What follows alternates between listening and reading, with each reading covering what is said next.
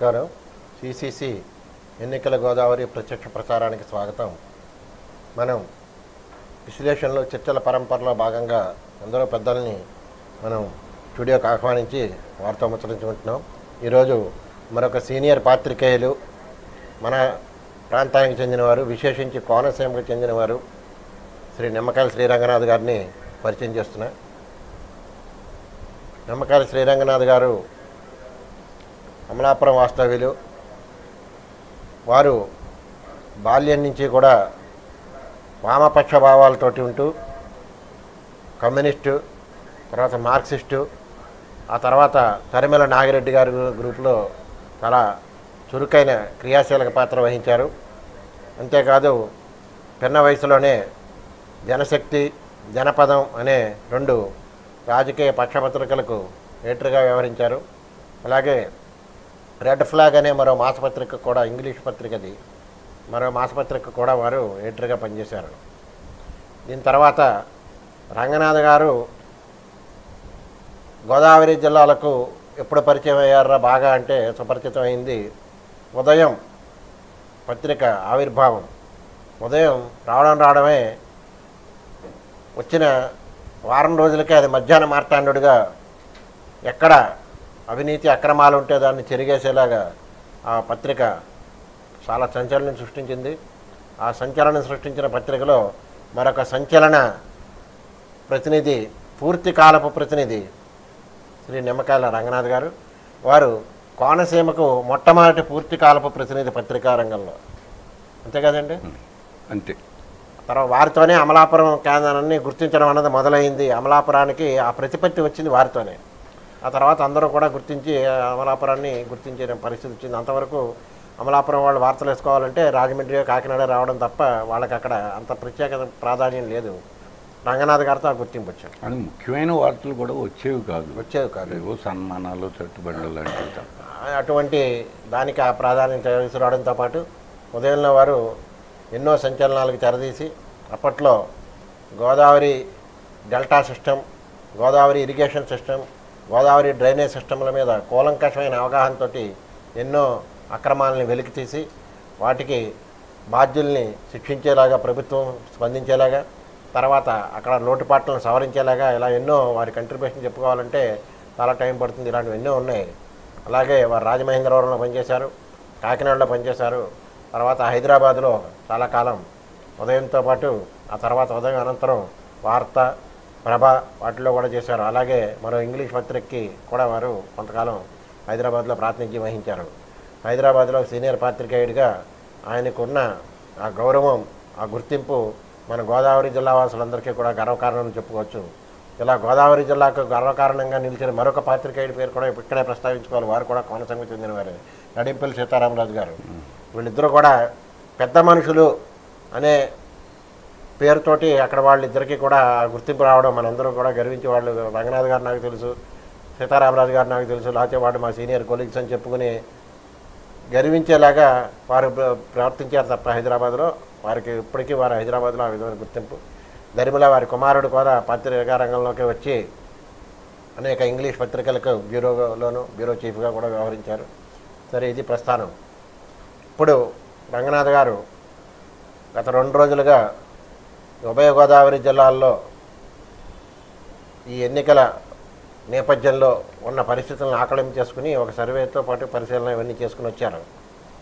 వారు నిన్ననే వచ్చినా ఈరోజు వారు సర్వే చేసిన అనంతరం వారితో మాట్లాడదామనే ఉద్దేశంతో ఈరోజు రమ్మని ఆహ్వానిస్తే వారు మన మాట మన్నించి వచ్చారు. వారికి ధన్యవాదాలు తెలియజేస్తూ, రంగనాథ్ గారు, మీరు రాజకీయాల్లో అంతేకాకుండా మేమెవరో ఎరగని రాజకీయాలు అంటే తరిమెల నాగిరెడ్డి గారి రోజుల నాటి రాజకీయాల నుంచి కూడా రాజకీయాల పట్ల లోతైన అవగాహన కలిగి ఉన్నవారు మీరు.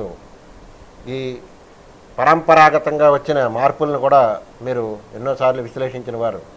అందుచేత ఇప్పటి వరకు వస్తే, ప్రస్తుతాంశానికి వస్తే, ఉభయ గోదావరి జిల్లాలు, ప్రజారాజ్యం, నెక్స్ట్ ప్రజారాజ్యం తర్వాత వచ్చిన ఇప్పుడు జనసేన, ఈ నేపథ్యంలో ఉభయ గోదావరి జిల్లాలకి ముఖ్యంగా ఇంకా విశేషం చెప్పాలంటే ఉభయ గోదావరి జిల్లాల్లో కాపులకి ప్రాధాన్యం పెరుగుతుంది అనుకుంటున్న పరిస్థితుల్లో అక్కడ ప్రజారాజ్యము ఇది తీసుకురాలేకపోయింది. కానీ కొంత గౌరవప్రదంగానే అది పక్కగా దొరికిందని అనుకోవచ్చు.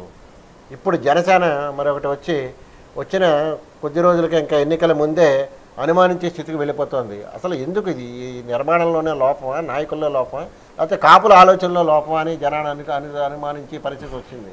దీని మీద మీరు చాలా డీటెయిల్డ్గా మీరు ఎంత లోతుగా చెప్పగలరో మాకు తెలుసు, అంత లోతుగానే చెప్తే బాగుంటుంది. ఇప్పుడు జనసేన అనేది పేరైతే జనసేన కొత్త పేరు, కానీ వాస్తవానికి పవన్ కళ్యాణ్ గారు వాళ్ళ అన్నగారు స్థాపించిన ప్రజారాజ్యంలో ఆయన యువరాజ్యం అనే యోజన విభాగానికి అధ్యక్షుడిగా పనిచేశారు. ఆయన అందు గురించి ఆయన కొత్త కాదు. ఇప్పుడు జనసేన అనే పేరుతోటి పార్టీ పెట్టుకున్నారు.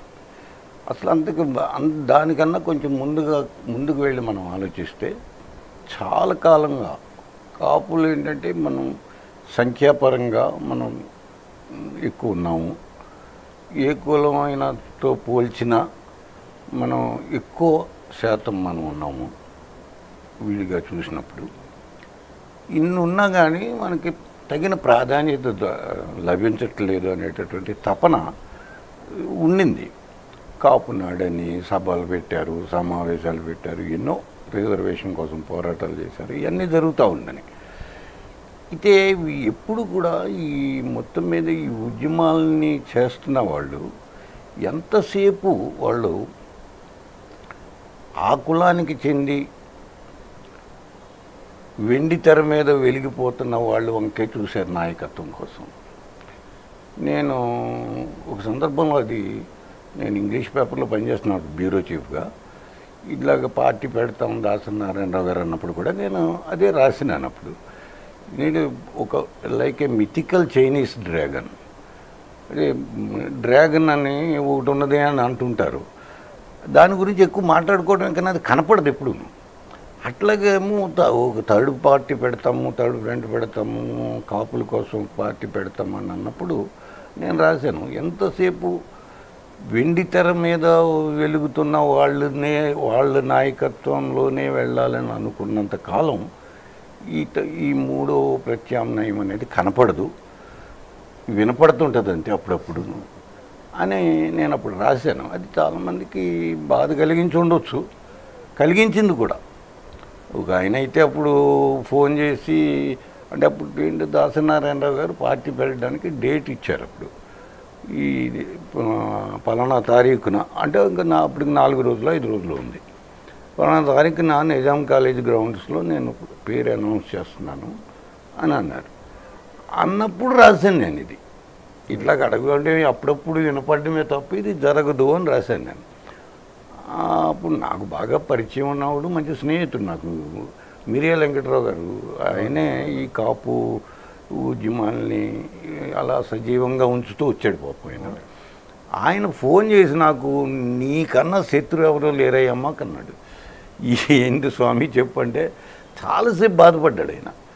ఇలా రాసేవు అలా రాసేవు అంటే, ఇప్పుడు ఏం తొందర, ఇంకొక 2 రోజుల్లో కదా ఆయన అనౌన్స్ చేస్తాడేమో, చేయని, ఆయన చేసిన తర్వాత మాట్లాడుకుందా పోనీ, ఆ రోజున నాకు ఫోన్ చేసి పోని తిట్టు ఆయన అనౌన్స్ చేస్తేనే అన్న నెక్స్ట్ డే అంటే చుట్టూ రోజునే ఆయన అనౌన్స్ చేయాల. ఆ రోజు ప్రెస్ కాన్ఫరెన్స్ పెట్టి చాలామంది శ్రేయాభిలేషులు చెప్పారు నాకు ఇప్పుడు పెట్టకూడదని, అందుగురించి నేను పెట్టట్లేదు అన్నాడు.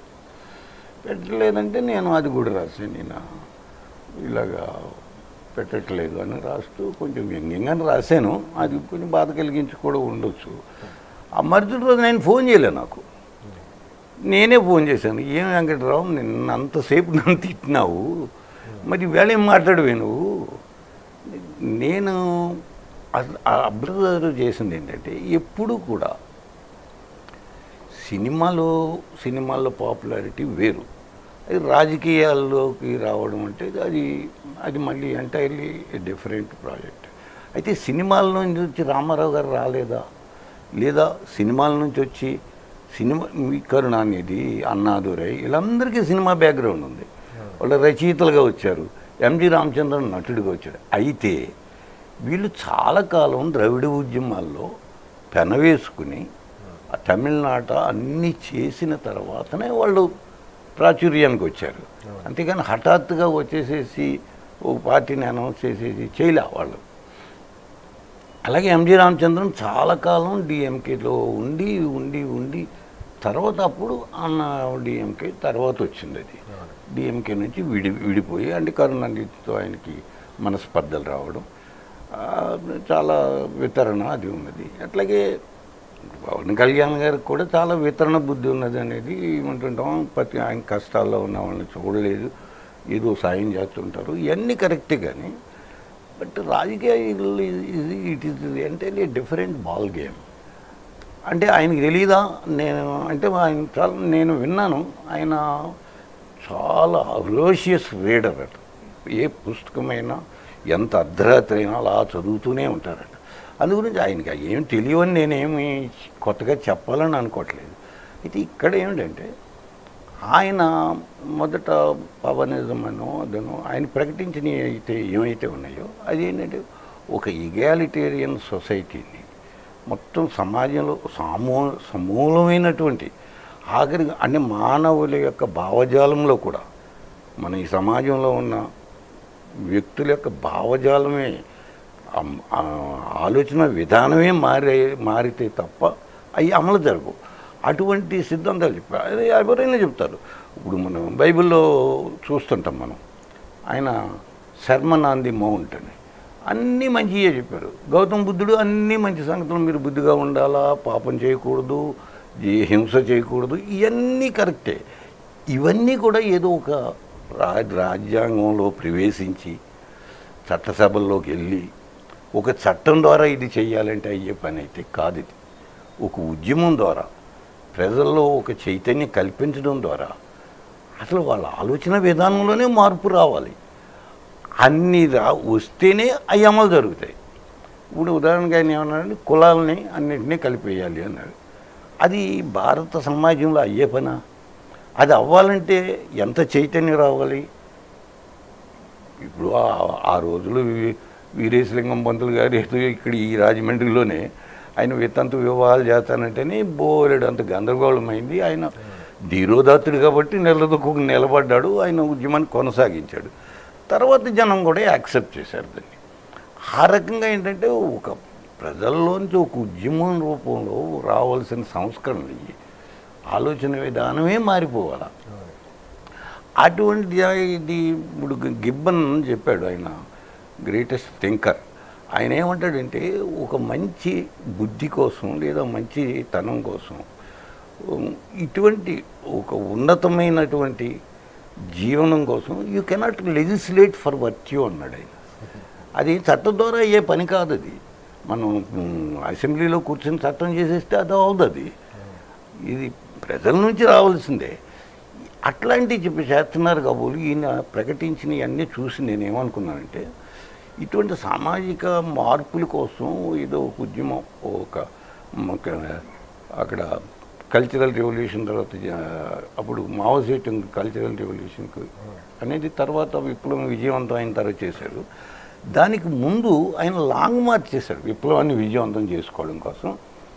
శత్రువు నుంచి వాళ్ళని తనను కాపాడుకుంటూ కొత్త ప్రాంతాలకు విస్తరించడానికి వాళ్ళ ఆలోచన విధానం అది కొత్త ప్రాంతాలకు విస్తరించడం కోసం లాంగ్ మార్చ్ చేశాడు. అట్లాంటి లాంగ్ మార్చ్ చేస్తాడేమో ఈయన అనుకున్నాను. ఎందుకు అనుకోవాల్సి వచ్చింది? అది ఈయన ప్రజారాజ్యంలో ఉన్నప్పుడే పవన్ కళ్యాణ్ గారికి బయటకు వచ్చాడంటే ముందు ఆయనకన్నా ముందు ఆయన గుండెల మీద చే గువేరా బొమ్మ కనపడేది. అలాగే ఆయన జనసేన పెట్టిన తర్వాత మొట్టమొదట పెట్టిన భారీ సమావేశం అనంతపురం జిల్లాలో పెట్టారు ఆయన. ఆ ప్రాంగణానికి తరిమల నాగిరెడ్డి గారి పేరు పెట్టారు. ఇవన్నీ చూస్తే నాకేమనిపించిందంటే ఓహో ఈయన ఒక లాంగ్ మార్చ్ వేస్తున్నారు ప్రజల్లోకి. దీన్ని దాన్ని ఇవన్నీ చూస్తే ప్రాతిపదిక చూస్తే కానీ ఈవేళ పరిస్థితి ఏంట్రా అంటే పవన్ కళ్యాణ్ లాంగ్ మార్చ్ కాదు, అది రాంగ్ మార్చ్కి వెళ్ళిపోతుంది అనే భావన. నేను అదే చెప్పాలనుకుంటున్నాను. నేను లాంగ్ మార్చి రాంగ్ మార్చ్ అవుతోంది అనేది భావన మీలాంటి విశ్లేషకులు కూడా భావిస్తున్న పరిస్థితి. దీన్ని ఏమంటాం?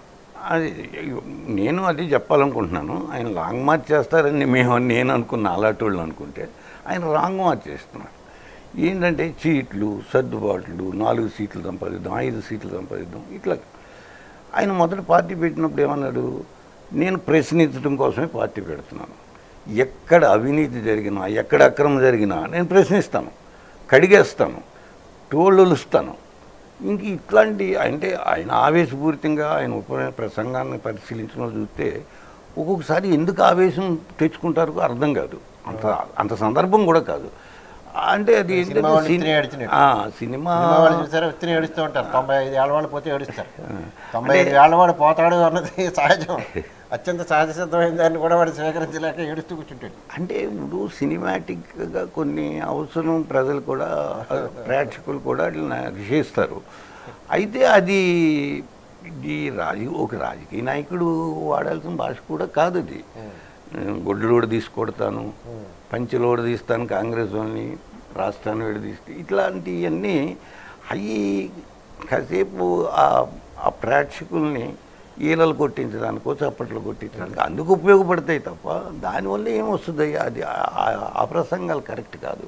సరే, ఇప్పుడు ఒక ఊపు తీసుకొచ్చి గోదావరి జిల్లాల్లో కానీ బయట జిల్లాల్లో కానీ ఉత్తరాంధ్రలో కానీ ఆఖరికి ఇంకా చెప్పాలి అంటే నిమ్న వర్గాల్లో ఎస్పెషల్లీ నిజంగా చెప్పాలి అంటే ఇవాళ మనం అందరూ ఇంత ఆరోగ్యంగా ఉన్నామంటే కారణమైన వ్యక్తులు ఇద్దరే అని నేను అనుకుంటాను. ఒకటి పారిశుద్ధ్య పనివారు, 2 ఈ నర్సింగ్, ఈ మనకి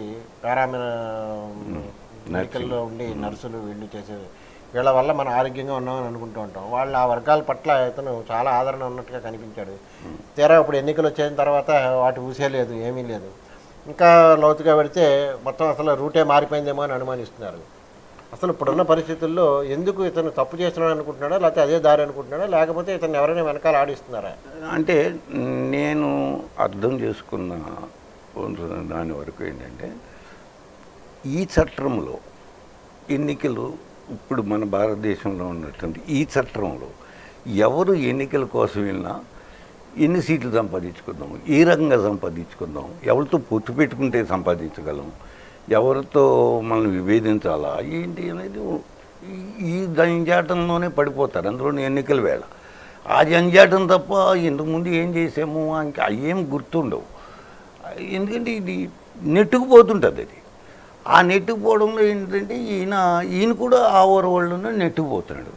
ఇక ఇంకొక విషయం ఏంటంటే ఈయన ప్రశ్నిస్తానన్నప్పుడు ఎవరైనా మనం తులనాత్మకంగా ఒకరిని పరిశీలించాలన్నప్పుడు మన స్వానుభవమే అన్నిటికన్నా మంచి గీటురాయి. నేను మీకు తెలుసు, మనం కలిసి పనిచేసాం కూడా. నాకేంటంటే అవినీతి అందులో ప్రజా పనుల్లో ప్రజలకు అవసరమైన పనులు చేయడంలో అవినీతి అక్రమాలు, పనులు చేయకుండా బిల్లులు చేసేసుకోవడాలు ఇటువంటివి చూస్తే సహించలేకపోయేవాడిని. అది ఈ గోదావరి వరదలప్పుడు కానీ 86 వరదలప్పుడు కానీ ఇది మీరు అందరూ చూశారు. నేను విరుచుకు పడిపోయేవాడిని వాటి మీద. ఎందుకంటే నాకు చిన్నతనం నుంచి అది ఎందుకో చిరాకు నాకు. ఆ రకంగా ఏంటంటే నేను ఇప్పుడు మెయిన్ స్ట్రీమ్ జర్నలిజంలో లేకపోయినా ఎప్పుడైనా ఇలాగ వచ్చినప్పుడు ఎవరో చెప్తుంటారు, పూర్వం నుంచి ఉన్నవాళ్ళు, నా గురించి తెలిసిన వాళ్ళు, ఏమో మీరు అప్పుడు ఉన్నప్పుడు అయ్యే రాస్తుండేవారండి, ఇక్కడ ఇలా జరిగిపోతుంది, అక్కడ అలా జరిగిపోతుంది అంటుంటే నేను అవుట్ ఆఫ్ క్యూరియాసిటీ, నిజానికి నా వయస్సు కూడా పర్మిట్ చేయదు అంత కష్టపడడానికి ఇప్పుడు, ఎందుకంటే ఐఎమ్ రన్నింగ్ 77. అందు గురించి నేను ఎప్పుడైనా పరిశీలిస్తే చూసిన తర్వాత అది కరెక్ట్గా లేదు అని నాకు అనిపిస్తే ఆగలేదు. నేను ఆ చివరి దాకా వెళ్ళిపోవడానికి ప్రయత్నిస్తాను. అలాంటి కొన్ని ఇక్కడ అవినీతి ఏమంటే ఏం లేదు, చాలా చిన్న విషయం చెప్తున్నా. సెకండ్ క్రాప్కి రబీ పంటకి నీరు తగినంత లేదు గోదావరిలో అని గుర్తించారు. ఎప్పుడైతే మనకి అవసరం అవుతుందో పీక్ సీజన్కి 3 నెలల ముందు గుర్తించారు. దానికోసం సప్లిమెంటేషన్ కోసం పంపులు పెట్టి తోడదాం కాలువల్లోకి. గోదావరి అంటే బ్యారేజీ దిగువన నీరు ఉంటుంది, అక్కడక్కడ నీరు ఉంటుంది, అది తోడదామని నిర్ణయించుకున్నప్పుడు చేయాల్సిందేంటి, ముందు ఏం చేయాలా, ఎస్టిమేట్ తయారు చేయాలి, దాన్ని శాంక్షన్ చేయించుకోవాలి. అందులోనూ ఇది అర్జెంటు పని అన్నప్పుడు వెంటనే శాంక్షన్ ఏముంది, ఆ ఫైల్ పట్టుకెళ్ళి ఇది మనకు చాలా అర్జెంటు అని చెప్తే ఆ ఇంజనీర్ చేస్తారు కదా. ఈ గవర్నమెంట్ చైనా అంది కదా. అలా చేయకుండా ఇక్కడ ఏం చేశారంటే కృత్రిమంగా ఎమర్జెన్సీ కింద వాళ్ళు పాపం కింద వాళ్ళు చేసి ఇచ్చారు, కింద ఇంజనీర్లు వాళ్ళు పాపం వాళ్ళ బాధ్యత ప్రకారం ఎస్టిమేట్ చేసి ఇచ్చారు. అది 2 నెలలు సూపరింటెండెంట్ ఇంజనీర్ దగ్గర తొక్కిపెట్టేశారు, 1 నెల చీఫ్ ఇంజనీర్ దగ్గర తొక్కిపెట్టేశారు. ఈ లోపల ఎమర్జెన్సీ క్రియేట్ అయిపోయింది. అది క్రియేట్ అవ్వడం కోసమే వీటిని నెల తొక్కిపెట్టారు. క్రియేట్ అయిన తర్వాత ఎమర్జెన్సీ క్రియేట్ అయిన తర్వాత ఏం చేశారు, మామూలుగా ప్రతిదానికి ఒక రేటు ఉంటుంది, దీనికి రేటు ఉంది. ఇరిగేషన్లో ఉన్న రేటు వదిలిపెట్టేసి ఎక్కడో పంచాయతీ పబ్లిక్ హెల్త్లో ఉన్న రేటు తీసుకొచ్చి, public health is different activity, అది దాన్ని తీసుకొచ్చి దీనికి తగిలిచ్చి ఈ రేటు ప్రకారం, అంటే మామూలుగా అయితే ఇరిగేషన్ రేటు ప్రకారం 19 రూపాయలు ఇవ్వాలి. నిజానికి 19 కూడా కాదు, 18 రూపాయలు 80 పైసలు అంతే ఇవ్వాలి. రౌండ్ ఫిగర్గా 19 అనుకోవచ్చు పని. అటువంటిది 53 రూపాయలు ఇచ్చాం. ఆ రకంగా ఏంటంటే 16 కోట్లు అందులో తినేశారు. ఇది నేను విజిలెన్స్కి కంప్లైంట్ చేశాము. విజిలెన్స్ వాళ్ళు రిపోర్ట్ ఇచ్చారు. ఆ విజిలెన్స్ రిపోర్ట్ని విజిలెన్స్ కమిషనర్ కూడా అప్రూవ్ చేసి దీన్ని ఇంప్లిమెంట్ చేయండి ఇమ్మీడియట్గా అన్నారు. అన్న సంవత్సరం అయినా అక్కడ ఇంప్లిమెంట్ అవ్వట్లేదు, అలాగే పెట్టి కూర్చున్నారు.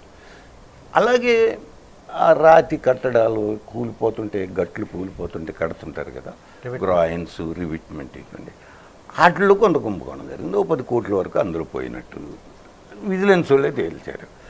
అర్హత లేని వాళ్ళకి కాంట్రాక్ట్ ఇచ్చారని ఒక ఎంక్వైరీ.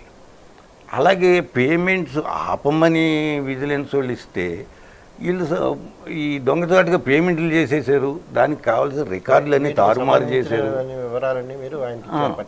అని అవన్నీ పట్టుకుని వెళ్ళి నేను సరే ఆయన ప్రశాసన్ నగర్లో ఆయన ఆఫీస్ ఒకటి తీసుకున్నారు, రెంట్కి తీసుకున్నారు. నాకు అతను చిన్నతనం నుంచి తెలిసినోడే, అతను కూడా పాత్రికేయుడిగా జీవితాన్ని ప్రారంభించాడు. ఆయన పాత్రికేయుడిగా ఆయన ఓ ట్రైనీ రిపోర్టర్గా కాకినాడ వచ్చినప్పటికీ నేను స్టాఫ్ రిపోర్టర్గా ఉన్నాను ఉదయానికి. నాతో పాటు తిరుగుతుండేవాడు, సరదాగానే తిరుగుతుండేవాడు, మంచోడు కుర్రాడు.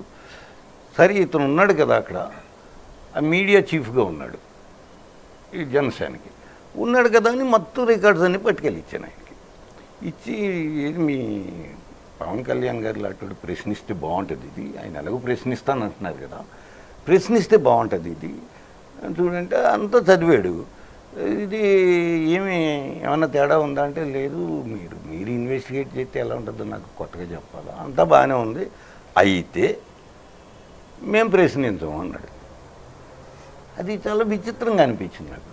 అదేంటి మరి ఎందుకు ప్రశ్నించకూడదు, అవినీతే కదా అది, ఎందుకు ప్రశ్నించకూడదు అంటే అది మా స్ట్రాటజీ అన్నాడు. స్ట్రాటజీ అనే దానికి నేను అర్థం చేసుకున్నది వాస్తవం కూడా అంతే. స్ట్రాటజీ అనేది ఒక పీరియడ్ అంతటికి అనుసరించే విధానాన్ని స్ట్రాటజీ అంటారు. అంటే ఇంక ఆయన ఈ ఎన్నికలు అయిపోయి లేకపోతే ఇది అయిపోయేదాకా ఇంక మాట్లాడడానికి అనుకోవాలా, అలాగే అనుకుందామంటే ఆయన తర్వాత ఏం చేసినారు, ఆ మంగళగిరిలోనే అక్కడ సభ పెట్టినప్పుడు ఈ చంద్రబాబు నాయుడు ప్రభుత్వం అవినీతి మీద చాలా చెప్పాడు, ఎన్నో మాట్లాడేశారు. లోకేష్ ఇంత తింటున్నాడు అంత తింటున్నాడు, నా దగ్గర సాక్ష్యాలు ఉన్నాయి అన్నాడు. ఆ సాక్ష్యాలు ఏవో ఈనాటికి బయటకు రాలేదు. అది ఎందుకోసం అన్నారు అనేది తెలియదు. ఆ తర్వాత ఆ దూకుడు లేదు. అప్పుడప్పుడు ఒక్కొక్కటి దాన్ని ఏమంటాం మనం, కొంచెం కటువుగా ఉంటుంది అనుకోండి. రాజుగారి దగ్గర విదూషకులు ఉంటారు. ఆ విదూషకుల పని ఏంటి, రోజంతా రాజుగారిని పొగడమే పని. పొగుడుతుంటే రాజుకు కూడా విసుగు వస్తుంది, అస్తమానం పొగుడుతూ ఉంటే విసుగు వస్తుంది. కానీ రాజుగారి ఎంటర్టైన్మెంట్ కోసం అప్పుడప్పుడు విమర్శిస్తుంటారు. అట్లా ఉన్నది నా విమర్శ. నిజానికి ఏదైనా తప్పు చేసినా ఒప్పు చేసినా అధికారంలో ఉన్నవాడే చేయగలగాల. దీన్ని అభివృద్ధి చేసినా నాశనం చేసినా అధికారం చేతిలో ఉంది, వనరుల చేతిలో ఉన్నాయి, వాళ్ళు చేయగలరు. ప్రతిపక్షం చేయలేదు కదా. సరే ఇంకో పార్టీని విమర్శించడం తప్పని నేను అన్నాను. 4-5 పార్టీలు ఉన్నప్పుడు ఎన్నికల్లో పోటీ చేస్తున్నప్పుడు పరస్పరం విమర్శించుకోవచ్చు, వాళ్ళు తప్పులు ఇది అనొచ్చు అది అనొచ్చు. కానీ అసలు తప్పు చేస్తున్న వాళ్ళు ఎందుకు వదిలేస్తున్నారు అనేది ప్రశ్నించాల్సిన విషయం. ఇప్పుడు ఈ అనుమానించి స్థితి తెచ్చిన తర్వాత జనం అందరూ ఇప్పుడు కరెక్ట్గా కీలకమైన సమయంలో పోలింగ్కి ప్రజలు తయారవుతున్న సన్నద్ధమవుతున్న రోజుల్లో ఉన్న అనుమానించే విధంగా ఈయన ప్రవర్తన ఉండడం అనేది గోదావరి జిల్లాల్లో కాపు వర్గంలో కానీ లేకపోతే ఇప్పుడు ఇంకొకటి ఇందులో ఇక్కడ మనం ముఖ్యంగా తెలుసుకోవాల్సిన విషయం ఏంటంటే పవన్ కళ్యాణ్ వెనకాల కేవలం కాపు మాత్రమే ఉన్నారు, కాపు యువతే ఉన్నారు అని అనుకుంటే మీకు ప్రత్యక్షంగా కూడా కొన్ని చూపించాను నేను ఉదాహరణలు. కుర్రకారు 20 ఏళ్ల లోపు కుర్రకారు కొత్తగా ఓటు వచ్చిన వాళ్ళు 25 ఏళ్ల వాళ్ళు కూడా ఇర్రెస్పెక్టివ్ ఆఫ్ క్యాస్ట్ పవన్ కళ్యాణ్ని అభిమానించే వాళ్ళు, అంటే బాలకృష్ణ ఫ్యాన్స్ తప్పితే మిగిలిన కుర్రవాళ్ళందరూ కూడా పవన్ కళ్యాణ్ని సపోర్ట్ చేస్తున్నారనేది మనం చూసాం, మీకు ప్రత్యక్షంగా చూపించాను 4-5 చోట్ల. దీని నేపథ్యంలో తీసుకున్నా సరే వీళ్ళందరికీ మనం ఏ సందేశం ఇవ్వగలుగుతోంది ఈ పార్టీ? అలాగే బలంగా మన నాయకుడు ఇంకొకడు వచ్చాడు చిరంజీవిలా కాదు ఇతను నిలబడతాడు అనుకుని భావించిన కాపు వర్గానికి ఇది చూపించాడు ఇతను. దీనివల్ల జరగబోయేది ఏమిటి? ప్రజారాజ్యం అన్నదాని ఉనికి ఎలా ఉంటుంది? అలాగే ఆయన అనుమానించిన తర్వాత ప్రజారాజ్యాన్ని ఎలా తీసుకెళ్ళి కలిపేశారు. అలాగే ఇప్పుడు అది కనీసం ఎన్నికల వరకు అయినా మన్నింది, ఇది ఎన్నికల ముందే మనలేని స్థితిని తీసుకొచ్చారు. ఏమిటి కారణం? అది లోపం ఎక్కడుంది? మీరు మళ్ళీ అడుగుతున్నారు, మళ్ళీ ఏంటంటే లోపం ఇవాళ అనుకునేది ఏంట్రా అంటే ఈ లోపం ఏం జరుగుతుందంటే ఒక జాతి మొత్తానికి ఒక రకమైన అవమానం వచ్చే పరిస్థితుల్లో 2 సార్లు కథ నడుస్తుంది. దీన్ని మనం ఎలా స్వీకరించాలి? అంటే ఇక్కడ అంటే ప్రాక్టికల్గా ఇప్పుడు ఈ జనసేనది వచ్చిన తర్వాత నేను పాత్రికేయుడిగా అండ్ మెయిన్ స్ట్రీమ్ జర్నలిజంలో ఉన్న కాలంలో చాలా పై స్థాయిలో వరకు వెళ్ళాము. ఇక్కడే ప్రారంభించిన జీవితం స్పెషల్ కరెస్పాండెంట్గా లేదా చీఫ్ ఆఫ్ బ్యూరోగా వెళ్ళిన తర్వాత నార్మల్గా అక్కడ ఉండే ఆఫీసర్స్ తోటి వాళ్ళతో సంబంధాలు ఉంటాయి కదా. అందులో ఒక కాపు కులానికి చెందిన ఒక చాలా సీనియర్ ఐఏఎస్ ఆఫీసర్, చాలా అప్రైట్ ఆఫీసర్ కూడా, ఆయనకి మనసులో ఎక్కడో కొంచెం ఈ కాపులు కూడా వస్తే బాగుంటుంది అనేది ఉండొచ్చు ఆయనకి.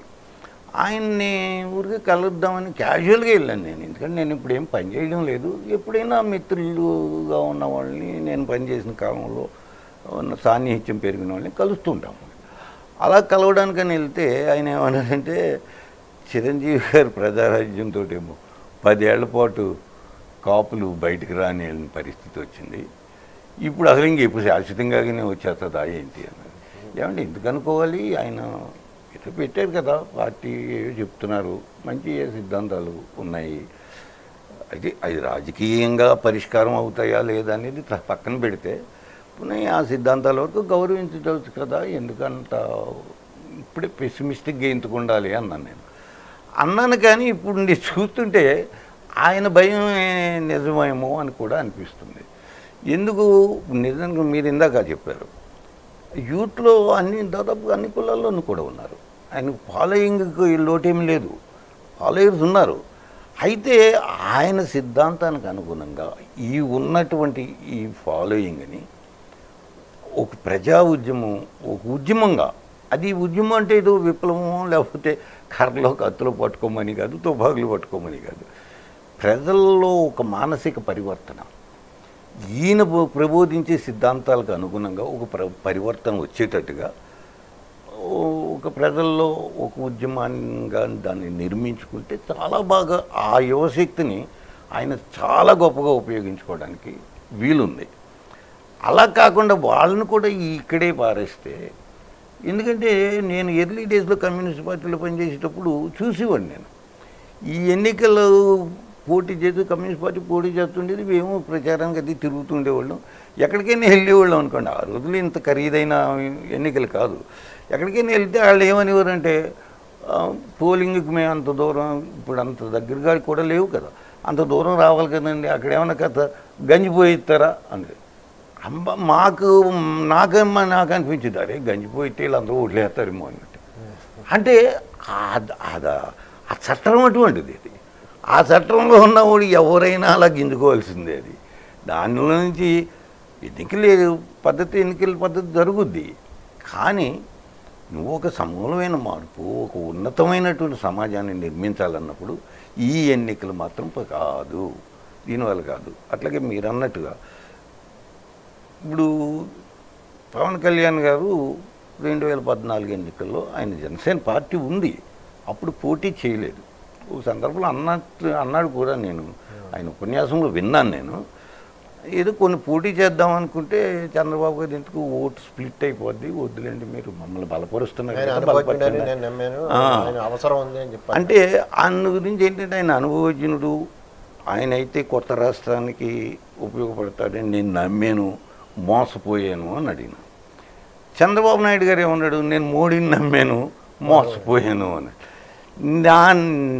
నా అవగాహన, రాజకీయాలను ఎంత క్షుణ్ణంగా పరిశీలించిన నా అవగాహన ఏంటంటే, ఏ రాజకీయ నాయకుడైనా ఇంకొక పార్టీకి చెందిన రాజకీయ నాయకుడిని, ప్రతి పార్టీ కూడా ఒకదానికొకటి ప్రత్యర్థి కదా, ప్రత్యర్థి నాయకుడిని నేను నమ్మాను మోసపోయాను అని అన్నాడంటే రెండు అవ్వాలి. ఈ నాయకుడికి బుద్ధిహీనుడైన అవ్వాలా, లేదా మోసకారైన అవ్వాలా, ఇంతకు మించి పచ్చి అవకాశవాదైనా ఆయన అవ్వాలా. అంతే తప్ప నమ్మడం ఏంటి, మోసపోవడం ఏంటి. నమ్మి నువ్వు ఒక్కడివి నమ్మడం కాదు, అవకాశవాదానికి ముద్దు పేరు. ఇప్పుడు నువ్వు నమ్మడం అనేది నీ ఒక్కడితో అయిపోలేదు, నిన్ను ఫాలో అవుతున్న వాళ్ళందరినీ నమ్మింపజేస్తున్నావు. అంతే కదా మరి. నమ్మింపజేసి నువ్వు మోసపోయినట్టు వాళ్ళందరూ కూడా మోసపోవడం. అది ఇప్పుడు ఒకటి ఇప్పుడు కూడా ఆయన ఆలోచించాల్సింది ఒకటి, ఇది ఇప్పటికే ఆయన మీద ఒక ముద్ర వచ్చేసింది. ఆయన అవి కూడా చేస్తున్నారు, ఎందుకంటే సిపిఐకి కొన్ని ఇస్తానన్నారు, సిపిఎంకి కొన్ని ఇస్తానన్నారు, వాళ్ళు పోటీ చేయమన్నారు, వాళ్ళ పేర్లు కూడా ప్రకటించుకున్న తర్వాత మళ్ళీ మార్చేసేయటం, ఈయన ఏకపక్షంగా చేసుకుంటూ పోతా ఉన్నారు. అంటే ఈ ఏకపక్షంగా చేసుకుపోవడం వెనకాల ఏమిటి అనేది ప్రజల్లో చాలా అనుమానాలు అప్పుడే బయలుదేరినాయి. కొంతమంది అయితే ఇంకా దారుణంగా ఏంటంటే తెలుగుదేశం పార్టీ వాళ్ళే ఈయన కూడా అభ్యర్థులను సప్లై చేస్తున్నారా అన్నంత దూరం కూడా నేను ఈ 2 రోజుల్లో జనంలోకి వెళ్ళినప్పుడు నేను విన్నది, నిజమని నేను అంటలేదు, కానీ నేను ప్రజల్లో ఈ అనుమానాలు కూడా కలుగుతూ ఉన్నాయి. ఈ నేపథ్యంలో పవన్ కళ్యాణ్ జనసేన పరిస్థితి ఎలా ఉండొచ్చని మీరు విశ్లేషించగలరు? ఈ ఇప్పుడున్న నడుస్తున్న తీరులో ఈ రానున్న ఎన్నికల్లో ఈ జనసేన తీరు ఎలా ఉంటుంది? ఎలా అంటే ఇప్పుడు జనరల్గా రాజకీయాల్లో ఈ మధ్య అలవాటైపోయింది, అబ్బా ఏమొస్తున్నారు జనం అని అందరికీ వస్తున్నారు జనం, ఆ చప్పట్లు కొడుతున్నారు, అది ఏళ్ళు కొట్టేస్తున్నారు, దాంతో అయిపోదు కదా. ఇది గ్రౌండ్ లెవెల్లో ఎంతవరకు వెళ్తుంది ట్రాన్స్ఫర్. మనం పబ్లిక్ మీటింగుల్లోనే ఉండడం కాదు కదా, ఆ పబ్లిక్ మీటింగ్లే క్రైటీరియా అయితే పోయిన ఎన్నికలప్పుడే జగన్మోహన్ రెడ్డి ఓడిపోకూడదు. అలాగే నేను 2009లో చిరంజీవి 18 సీట్లతో ఉండిపోవాల్సిన అవసరం లేదు. అప్పుడు చిరంజీవి పెట్టిన మీటింగులతో పోలిస్తే, ఆయన బహిరంగ సభలకు వచ్చిన జనంతో పోలిస్తే ఇదంతా చాలా తక్కువ. నేను స్వయంగా చూశాను. ఆయన తర్వాత పోలవరం ప్రాజెక్టు గురించి అని ఎదురు చేశాడు. ఆ ప్రాజెక్టు గురించి చేసినప్పుడు ఆయన తిరుగుతుంటే కూడా అదే పద్ధతిలో జనం వచ్చారు, అదే ఉత్సాహం ఉంది జనంలో. అది అందుకోసం ఏంటంటే కేవలం దాంతోనే మనం మురిసిపోయినా, దాంతోనే అయిపోయిందని అనుకున్నా కరెక్ట్ కాదు. అది ఓటుగా మలుచుకోగలగాలి. ఈ ఎన్నికల విధానంలో ఓటుగా మలుచుకోగలిగినప్పుడే అది జరుగుతుంది. అది లేనప్పుడు అది జరగదు. ఇంకొకటి ఇక్కడ మనం చూడాల్సింది ఏంటంటే, ఈయన ఫస్ట్ నుంచి చూస్తే ఒక పెద్ద పరస్పర విరుద్ధమైన స్వభావం ఒకటి కనపడుతూ ఉంటుంది. ఓ పక్కనేమో ఆయన తిడుతూ ఉంటాడు, మరో పక్కనేమో ఎప్పుడు చంద్రబాబు ఇప్పుడు తరిమిల నాగిరెడ్డి గారే అంటుండేవాడు. ఆయన పార్టీలు చీలిపోయినప్పుడు అవతల పక్షాన్ని గురించి అనేవాడు, వీళ్ళు పాలకవర్గం రైలు బండి సాగినంతకాలం దాని అంతటా సాగిపోతుంటే తిడుతూ ఉంటారు, అది ఎక్కడైనా ఆగిపోతే నెడుతూ ఉంటారు అన్నట్టు. ఈయన ఏం చేస్తున్నారు, రాజధాని ప్రాంతంలో భూమిలు తీసుకున్నారని గొడవ వచ్చింది. చాలా పెద్ద గగ్గులైంది, అందరికీ తెలుసు కదా.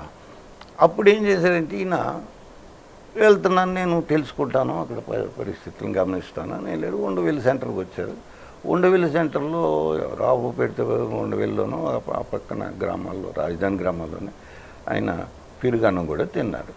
అప్పుడు ఏమన్నారు, ముందు బలవంతంగా తీసుకోవడం, ఇష్టం లేకపోతే తీసుకోవడాన్ని నేను ఎంత మాత్రం సహించను, పోరాడతాను. సరే అక్కడి నుంచి తుళ్ళూరుకి వెళ్ళాడు. తుళ్ళూరుకి వెళ్ళిన తర్వాత ఏమన్నారు, ఐచ్ఛికంగా ఇచ్చేసారని కదా ప్రభుత్వం చెబుతుంది అందరినీ. ఐచ్ఛికంగా రాజధాని నిర్మాణం కోసం ఇంత భూమి ఇచ్చిన వాళ్ళని నేను అభినందిస్తున్నాను అన్నాడు. ఒక పరస్పర విరుద్ధమైనటువంటి ఆలోచన. ఇంకొకటి పోలవరం ప్రాజెక్ట్ ఉన్నది. పోలవరం ప్రాజెక్టుకి పరిశీలనకి వెళ్తాము అని చెప్పి ఈ జగన్మోహన్ రెడ్డి గారి పార్టీ వాళ్ళు ఒక బృందం వెళ్ళడం కోసం, అంటే ఒక ఫ్యాక్ట్ ఫైండింగ్ అన్నట్టుగా పోలవరం మీద వస్తున్న విమర్శలు. ఏమో ఫండ్స్ ఇవ్వట్లేదు అంటున్నారు, ఆ కేంద్రం ఏమో మేము ఇచ్చిన సరిగా వినియోగించట్లేదు అంటే లెక్కలు చెప్పట్లేదు అంటున్నారు. ఇవన్నీ జరుగుతున్నప్పుడు మేము చూడడానికి వెళ్తామని వాళ్ళు అనౌన్స్ చేసుకున్నారు. మా పలానా తారీఖుని 12 గంటలకో 11 గంటలకో వెళ్తామన్నప్పుడు హఠాత్తుగా అన్అనౌన్స్డ్గా అన్షెడ్యూల్డ్గా ఈయన ముందు వెళ్ళిపోయి చూసొచ్చి ఆయన చెప్పింది ఏంటి, ఇంతకీ ఆయన మొత్తం చెప్పింది ఏంటంటే, ఇంత పెద్ద ప్రాజెక్టు జరిగినప్పుడు ఏమన్నా చిన్న చిన్న తప్పులు జరిగితే జరుగుతుంది. అయినా చంద్రబాబు నాయుడు గారు వాళ్ళు ఏదో లెక్కలు అడుగుతున్నారు కదా, ఇచ్చేయచ్చు కదా. చంద్రబాబు నాయుడు గారు ఏమన్నాడు, ఆయన వెబ్సైట్లో పెట్టాం కదా, కావాలంటే చూసుకోమనండి, తీసి పారేసాడు ఈయన సలహాని. ఎందుకు ఇది చాలా ద్వంద్వ ప్రమాణాలు ఇవి. అదేంటంటే ఆయన పద్ధతిలోనే నేను మొదటే చెప్పాను, చేగువేరా బొమ్మ పెట్టుకుంటే ఎవరైనా చేగువేరా గురించి మాట్లాడాలనుకుంటే ముందుగా గుర్తు రావాల్సింది ఏంటంటే, ఆయన అమెరికా సామ్రాజ్యవాదానికి వ్యతిరేకంగా చేసిన పోరాటం ముందు గుర్తు వస్తుంది చేగువేరా అనగానే. అటువంటిది అమెరికా సామ్రాజ్యవాదానికి, అమెరికా పెత్తనానికి జోగ్ హుకుమ్ అనేటటువంటి ఇద్దరు నాయకుల మధ్యన, మోడీ చంద్రబాబు మధ్యన నిలబడిన వాళ్ళకి మద్దతు ఇవ్వడం అంటే ఏ సిద్ధాంతానికి ఈయన మద్దతు ఇస్తున్నట్టు. అంటే సిద్ధాంతాల విషయం పట్ల ఈయనకి స్పష్టత లేదని మనం అనుకోవాలి. అలాగే ఆ స్పష్టత లేని తనంతోనే ఇవన్నీ చేస్తున్నారు. ఆయనకి లేదే, మనకి తెలియకపోవచ్చు కానీ ఆయనకి ఏదైనా స్పష్టత ఉండి ఉండొచ్చు. అంటే ఆయనకి మంచి ఆలోచనలు ఉన్నాయి, ఉండొచ్చు. అంటే సమాజం ఎలా ఉంటే బాగుంటుంది అనే ఆలోచనలు ఉన్నాయి, అందరికీ ఉంటాయి. మీరు మొన్న ఎవరో పాత్రికేయుడు సరదాగా చెప్పారు, ఈ మేనిఫెస్టోలు ఎటువంటివి అంటే అట్లా మార్చేస్తే ఎవరిదే ఏంటో తెలియదు అంటాడు. అలాగేంటంటే ప్రతి వాళ్ళు కూడా మంచి సమాజమే ఉండాలనుకుంటారు. ఎవరైనా చెప్తారా చెడ్డగా ఉండాలి, జేబు దొంగలు ఉండాలి ఇక్కడ, లేకపోతే దారి దోపిడీగాళ్ళు ఉండాలి అని అంటారు. లేదు ఇప్పుడు. కానీ వాస్తవానికి వేళ చూస్తుంటే వ్యవస్థ ఎలా ఉంది, ఎక్కడ ఒక్క నదిలో ఇసుక, వాగుల్లో ఇసుక, వంకల్లో ఇసుక, కొండలు, ఇవన్నిటినీ తినేసేసి జీర్ణించుకోగలిగిన ఒక వింత జీవులు, ఒక వింత జంతువులు వీళ్ళంతా ప్రజాప్రతినిధులకి చలామణి అయిపోతున్నారు. మరి ఇంత చలామణి అయిపోతుంటే మరి దాన్ని ప్రశ్నించగలగాలి కదా, ఎందుకు ప్రశ్నించలేవు? ప్రశ్నిస్తే మరి మంచి ఫలితాలే వస్తాయి. మరి బయలుదేరి ఏ ప్రశ్న వేయకుండా కనీసం కావలసినంత సరంజామా అందించినా సరే కూడా, ఒక సీనియర్ పాత్రికేయులపై వెళ్ళి ఆయన మాట నిజం అనుకుని నమ్మి వెళ్ళి ఇచ్చినా సరే కూడా, మాది ఈ స్ట్రాటజీ ప్రకారం ఇప్పుడు అడగం అని చెప్పిన ఈ పార్టీ ఇప్పుడు ఇవాళ అనుమానాస్పదమైన పరిస్థితుల్లో, సాధారణంగా అనుమానాస్పద కేసులు కడుతూ ఉంటారు కొన్ని, ఆ విధమైన పరిస్థితుల్లో నడుపుతున్న పార్టీ రేపు ఏ పార్టీని ముంచుతుంది, ఏ పార్టీని తేలుస్తుంది, ఈ పార్టీ ఏమవుతుంది అన్నది కొద్ది రోజుల్లో తేలబోతోంది. ఈరోజు దీనికి సంబంధించిన నేపథ్యం గురించి, జరుగుతున్న పరిణామాల గురించి, అసలు ఒక ఆదర్శం చెప్పేవాడు చేగువేరా లాంటి ఒక విప్లవవాదిని, ఒక పోరాట యోధుడిని, ఉద్యమకర్తని ఆదర్శంగా చూపించుకున్నప్పుడు ఎలా ఉండాలి అనే విషయంలో కూడా స్పష్టత ఉండాలని చెబుతూ, కానీ అలాగే ఇంకొక గొప్ప విషయం ఏంటంటే, మావో మాదిరిగా లాంగ్ మార్చ్ అంటూ బయలుదేరి రాంగ్ మార్చ్కి వెళ్ళిపోయి రాంగ్ మార్చ్గా నడుస్తున్న పరిస్థితులు అనుమానించే స్థితికి వచ్చింది. దీని నేపథ్యం ఇది ఆంధ్రదేశానికి ఏ విధంగా మేలు చేస్తుంది, చేటు చేస్తుంది అనేది కొద్ది రోజుల్లో తేలిపోతుంది. ఈనాటి కార్యక్రమానికి కోరగానే ఇచ్చేసిన రంగనాథ్ గారికి ధన్యవాదాలు తెలియజేస్తూ ఒక్కొక్క విషయం. ఇప్పుడు ఆయన చేగువేరాన్ని అర్థం చేసుకుని చదివినా, లేదా వీళ్ళందరికీ ప్రేరణ అయినటువంటి మార్క్స్ని అర్థం చేసుకోవడం కోసం ప్రయత్నించిన, చాలా సింపుల్గా ఒక విషయం చెప్పారు ఆయన, కార్ల్ మార్క్స్. సిద్ధాంతం లేని ఆచరణ గుడ్రాలు వంటిది, ఆచరణ లేని సిద్ధాంతం గుడ్రాలు వంటిది. సిద్ధాంతం లేని ఆచరణ గుడ్డిది అంటాడు. అందుకోసం ఏంటంటే ఆయన చెప్పే సిద్ధాంతానికి ఆయన ఆచరణకి రెండిటికి పొంతన కావాలి. అది లేకపోతే ఇప్పుడు కేవలం ఆయన వల్లించేసేసి ఏమీ చేయకపోతే గుడ్రాలు ఏమి దానివల్ల ఫలితమే రాదు. దాన్ని కదా మనం గుడ్రాలు అంటాం. సో ఆ విధమైన స్ప్లిట్ మెంటాలిటీతో కథ నడుస్తుంది. దీని మీద సవివరంగా మనకి తెలియజేసిన రంగనాథ్ గారికి ధన్యవాదాలు తెలియజేస్తూ నేటి కార్యక్రమానికి స్వస్తి.